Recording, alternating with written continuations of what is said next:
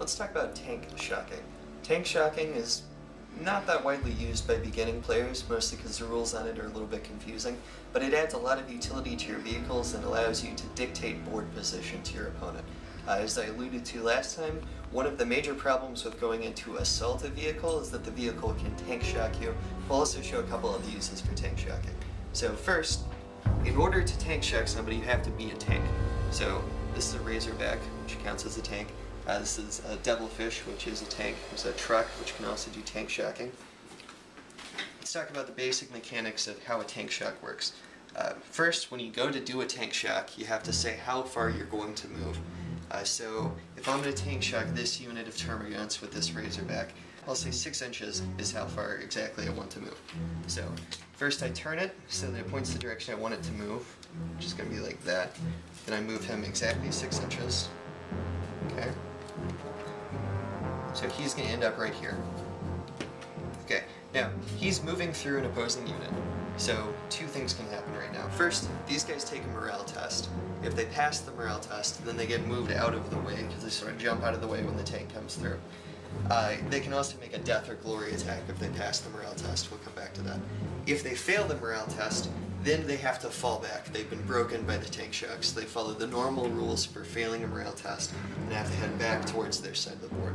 So that can be really useful with low leadership units, or if you have multiple tanks, you can just tank shock the hell out of a unit, and eventually it'll fail a leadership test even if it has pretty decent leadership. So that's a good way to get your opponent's guys out of the way.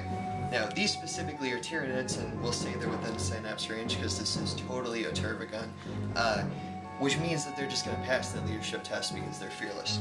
So, first I can decide whether or not I want to make a death or glory attack. That would be kind of silly with these guys. So, I'm just saying that they are just going to fall back out of the way.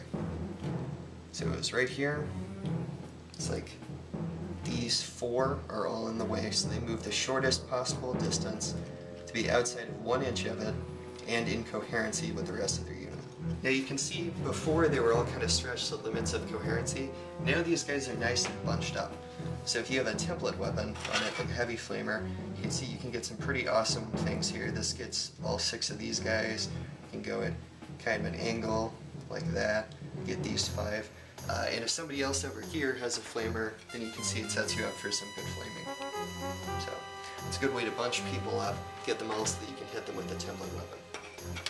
If your opponent's using a small unit to bubble wrap something, remember this is a Turbogun. The official Turbogun model, sniper effects. So I have a couple guys in front of my Turbogun because he really does not want to be in close combat with anyone. You can move in and tank shock these guys out of the way. So you set it up, you move, so that all of these guys have to get out of the way of the tank. He sets up right here, they have to move at least 1 inch away from him and maintain coherency by the shortest distance. Probably something like that. Then you have a nice, you've opened it up so that you can get to the Turbogun. The assault shield's been pushed out of the way. Now, these guys can't just jump out and assault, but it was an open top vehicle.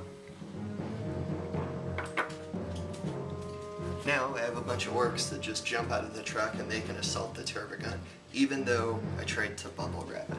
So that's another use for tank shocking. You can push people out of the way. Okay. So if you pass the morale test, you can make a death or glory attack. Basically, one of you guys sees the tank coming and instead of getting out of the way like a sane person, decides he's going to try and stop the tank on his own.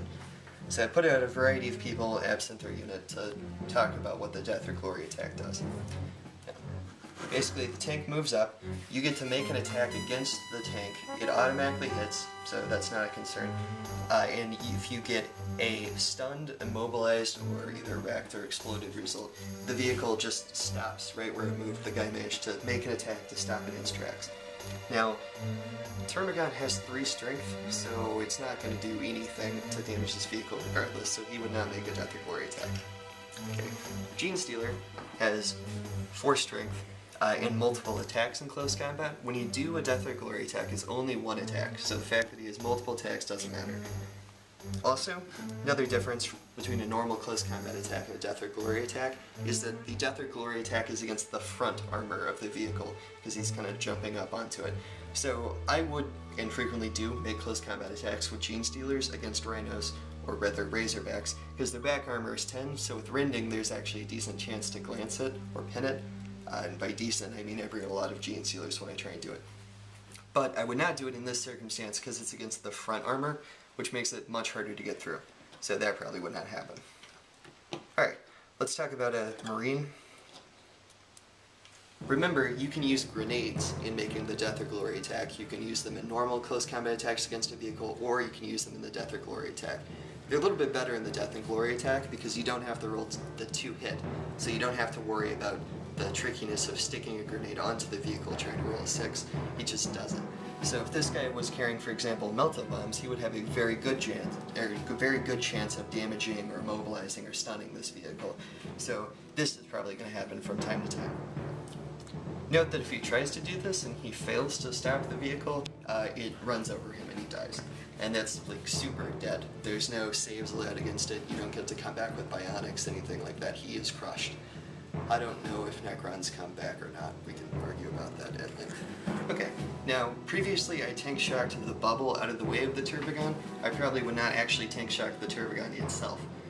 Reading through the tank shock rules, I don't see any reason why a monstrous creature could not be tank shocked, but the monstrous creature gets its strength plus 2d6 to pen, which means the Turbogon has a pretty decent shot at damaging this vehicle and stabbing it dead.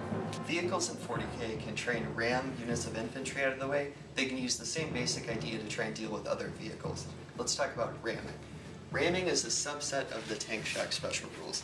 So, first difference, you don't get to declare exactly how far you're moving when you declare a ram. You just pivot the direction that you want to face, and then you move as fast as you possibly can. If during your movement you encounter a unit of infantry, that unit of infantry gets tank shocked as normal. If they do a death and glory attack and stab you, then your ram fails, you just get stabbed by them. Okay.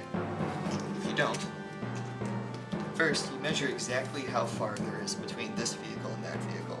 It looks like it's about 11 inches, so you remember that. It's part of how strong the ram is. Okay. The ramming formula is first +1 if it's a tank, secondly +1 for every point of armor over 10, and then +1 for every full 3 inches that the vehicle moved. So he moved 11 inches, that's only 3 sets of a full 3-inch movement. He has 11 front armor, and it is a tank. So it's 1 for a tank. The total is 5. Because he moved 3, he is a tank. There we go. Now, he also takes a hit back from the side of the truck. The truck is not a tank, and it has 10 side armor, so it doesn't get any bonuses from that. But he did move 11 inches, so it takes a strength 3 hit on the front. So you can see if you're careful about the distance you move and what vehicles you ram, strength 3 isn't going to do anything here, but a strength 5 hit to the side actually might make a difference. So ramming is a good strategy, particularly used in large numbers, or if you have a Land Raider, for example, it starts at a +5 because it has 14 armor and it counts as a tank. So ramming with that can be very effective. Okay, there's 2 special cases to consider when talking about ramming. First is going against a skimmer, and secondly is against a walker. Let's talk about the skimmer first. To do the skimmer, you set it up normally, measure the distance, move it in for the ram. Now, the skimmer can try and dodge out of the way of the ram, presumably by levitating up into the air, doing something like that. So basically it gets a save, it rolls a d6, on a 1 or a 2 the collision goes as normal, on a 3+, the skimmer sort of like floats up above it and laughs at the people in there.